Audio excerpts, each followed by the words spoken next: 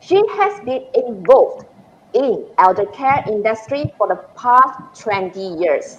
She is a gerontologist, a trainer, a researcher, and activist to combat a very subtle form of discrimination, that is, ageism.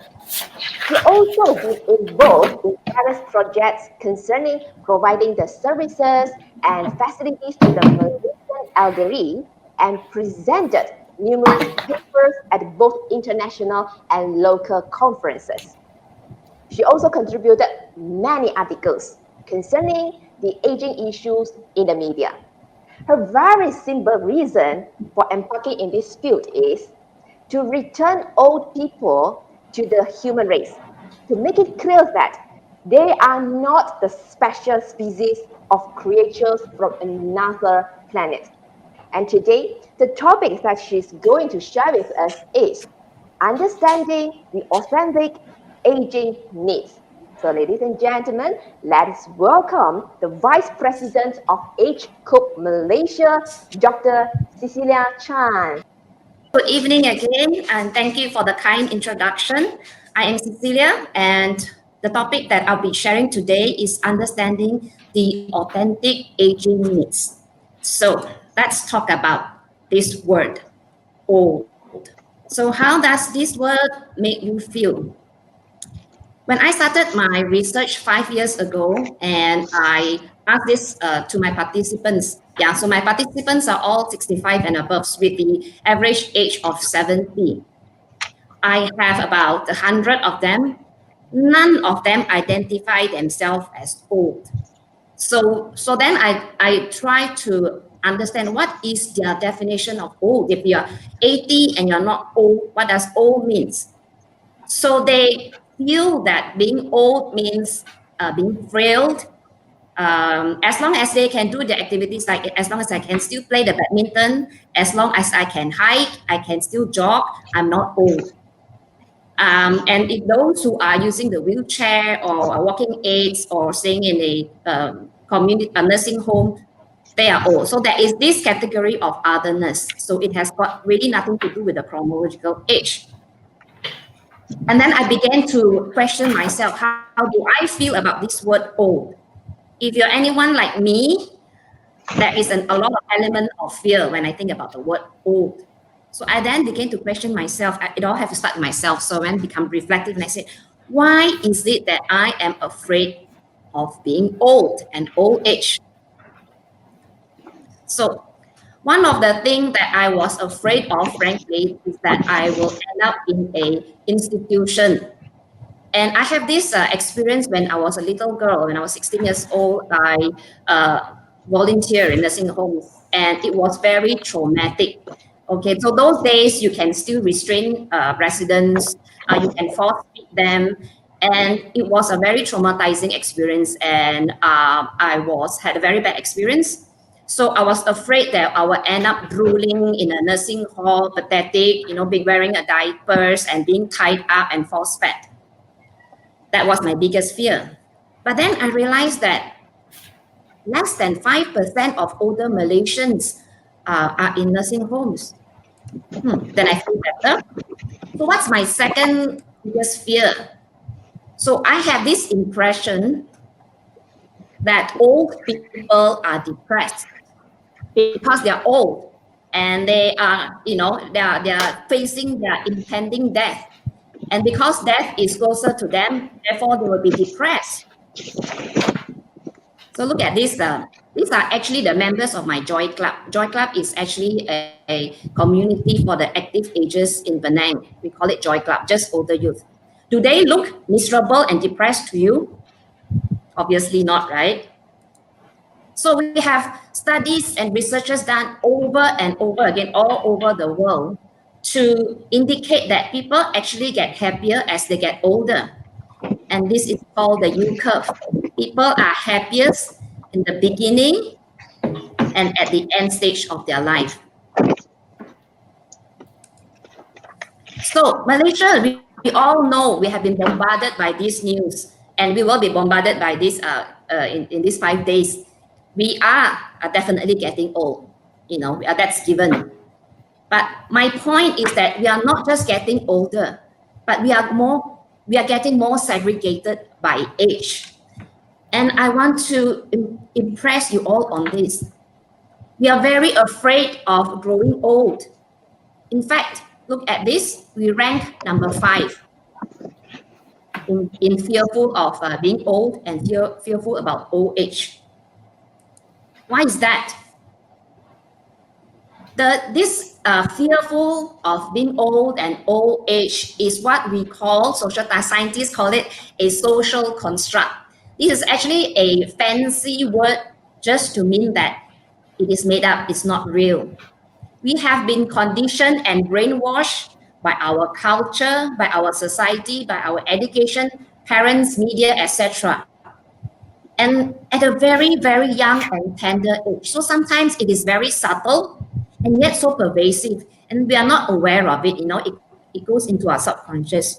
If any of you can recognize any of these stories in our younger days, the fairy tales in Disney Channel. So we have the Snow White, Peter Pan, and Mermaid, and etc. This I only pick up 3. So what does this story, the bottom line of this story, what is the message that they carry? That it's old age is horrible. That everyone, all these wicked witches and all that are dying to be young again, and they'll do anything at all costs to be young and youthful again. So they're telling us that the community worships the youth culture, that getting old is something to be feared. So we have been brainwashed since we were very young. So therefore, we are being reminded time and again. Now it's even worse because we have the social media, we have the Twitter, the Instagram, Facebook, whatnot, and they've been telling us now that this is a war. We have to fight. Aging is our enemy, and there is a battle. Join me against the battle of aging. So there is all sorts of big, huge industry drumming on us to fight aging, so that we become youthful forever, the fountain of youth, so to speak. And look at this in the this global anti-aging market. We are just talking about cosmetics, yeah? We're not talking including features like plastic surgeries on Botox. These are just application cosmetic. In 2019, the market size is worth 191 billion. And fast forward 1 decade later, 2030, the market size will estimated grow to 421 billion. Isn't that amazing that it's within a decade there is a growth of nearly 10%? And this doesn't only affect the old people, it's affecting younger people.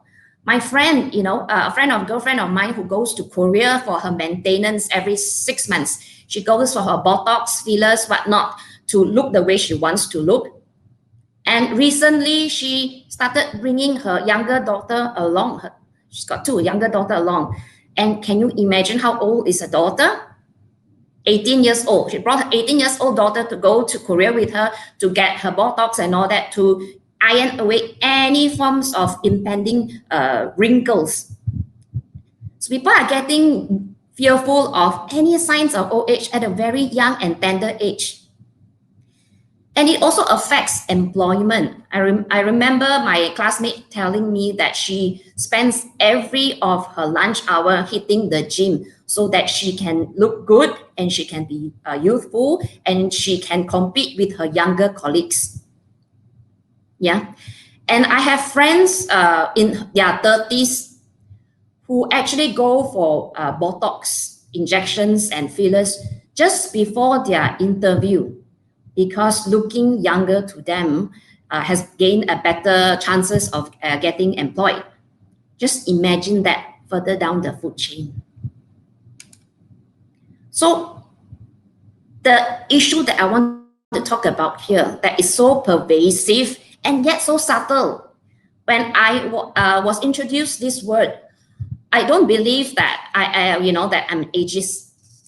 But then when I question myself, my values and how I react to certain situations, which I will share later, I realized that I don't even realize, I'm not even aware that I was an ageist. So ageism is actually a discrimination based on age.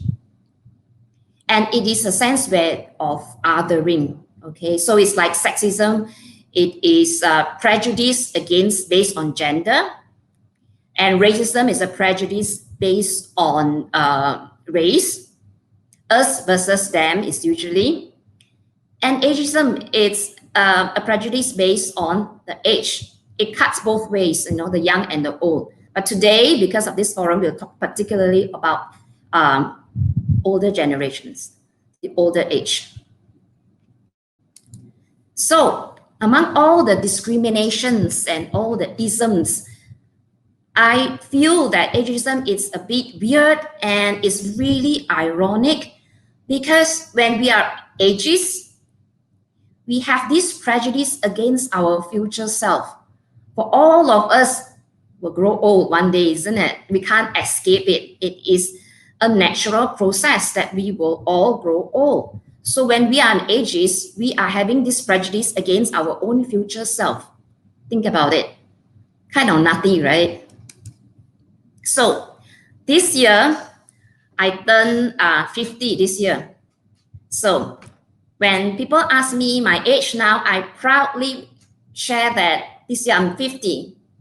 So the remarks that I get is quite interesting, You don't look your age and get 50? Wow. Well, they try to console me by saying, at least you don't look old like other old people your age. And that's supposed to be a consolation. And in my group, my classmates, we all are, same age.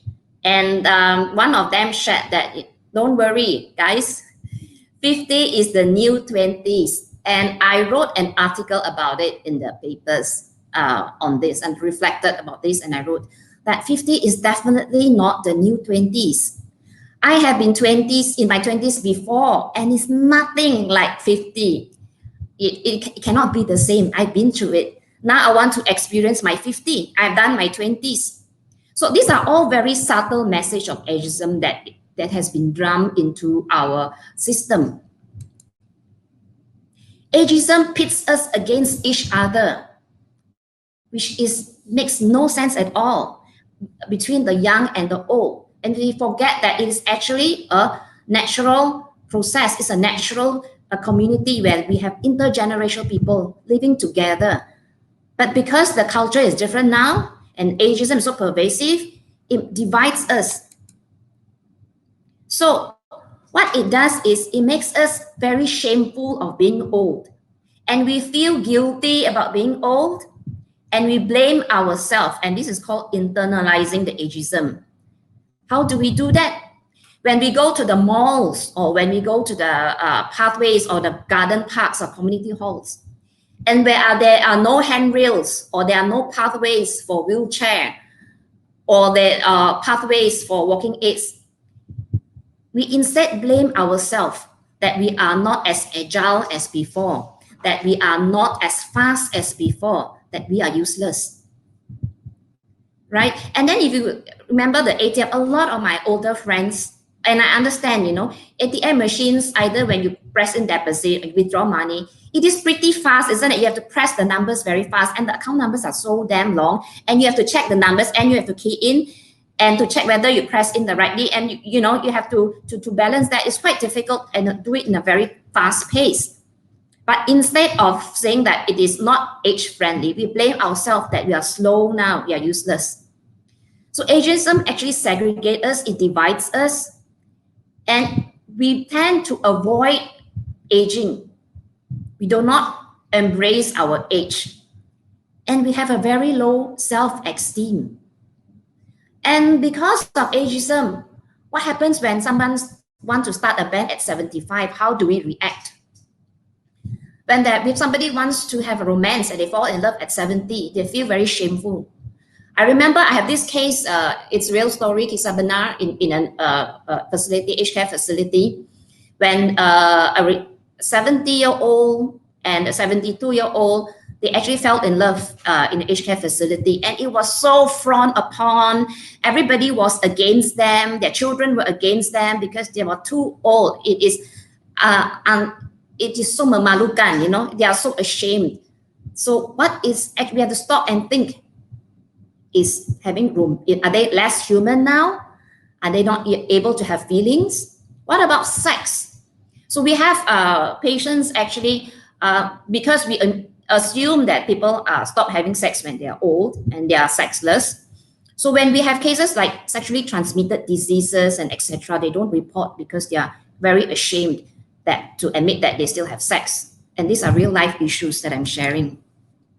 So I'd like to quote Margaret Goulet, who is actually a professor, a gerontologist, and she is a activist. She says that so succinctly: when being invisible means that you are likely to be knocked down, that public spaces are not safe for you, I think that's violent. Being made to feel ashamed of being old is a form of violence. Many people feel ashamed of being old. This is in her latest book, Ending Ageism. So what happens when we have this? We distance ourselves from the elderly, that we disassociate ourselves with the elderly. This is actually an event that took place in Malaysia. There are many. I just took one case. This is an aged care facility that has been in operation for 2 years. So to have an aged care facility, you have to go through a chain of things that you have to get permission. You have to get permission from your neighbors and all that. So they have their license already. They have been in operation. So the new neighbor moved in, and they started a campaign to demand that they stop the center and to chase them out from the area. This Dr. was Cecilia, our 5 more minutes. age group. Dr. Cecilia? Okay, so yes, okay, thank you. I will be very fast. So we have these are the statements. We are, is that 5 more minutes? Sorry. Yes. Okay, Yes. so these are the statements. We are high class, you know, keep old folks away. Our property will be devalued. You are contaminating our youthful community. Yeah, I saw, look at their facial expression. They're so hostile and angry. Keep them away.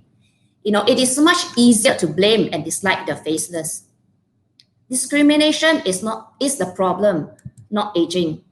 And Maggie Kuhn says that 6 myths about old age, that's disease, is a disaster, that they are mindless, sexless, useless, powerless, and we are all the same. Imagine saying that 55 to now we live to 80, 40 years difference. Imagine saying that people from 10 to 50 are the same. We are so different. Look, we have a ballerina age 80, and Mr. Wang is our hot model from China. Lily, our very own, I think a lot of us know her. She started her film last year at 72. I will skip this. So aging doesn't exist in a vacuum, you know. It society has an impact. Look at the words they use: silver tsunami, a crisis, a global crisis. Aging is actually a problem. It had been bombarded to us over and over again. What if we change that and we say that earlier on the 19th century was youthful because of poor health and premature death? The problem become less than a problem. Ageism legitimized abuse. We have this all over our papers again and again. All right, in Malaysia, there are all sorts of abuse: physical abuse, psychological neglect, financial abuse. These are the case that was referred to me. Okay, I do wound management. This person, by the age of 70, had a fall, fractured the hip, and the family and healthcare professional decided not to do anything about it because she's old, and she developed ulcer. And when she referred to me, it was too late. So these are the pressure sores. 1 week later, she died. Let me compare to another case. This lady is my friend's mother. She also had a fall, also same age, 70s. And what we decided that she went for a total hip replacement. Post-op, she developed first stage of ulcer, pressure ulcer. Within a week, it was healed. And today she is living a very exciting life. She's back to gardening, cooking, baking, enjoying her life. So what is the solution? Is to create an age-inclusive culture by bringing generations together, and intergenerational. And this elders is actually an organization founded by Nelson Mandela, where we tap on the wisdom of the older people. intergenerational, where we bring old and young together to dismantle ageism. I'm very proud to say that I'm starting this project.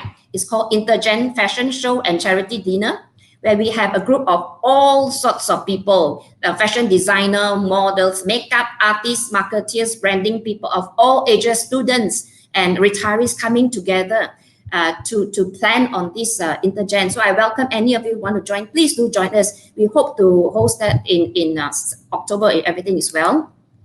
So I would like to emphasize that a better world for older people means a better world for everyone.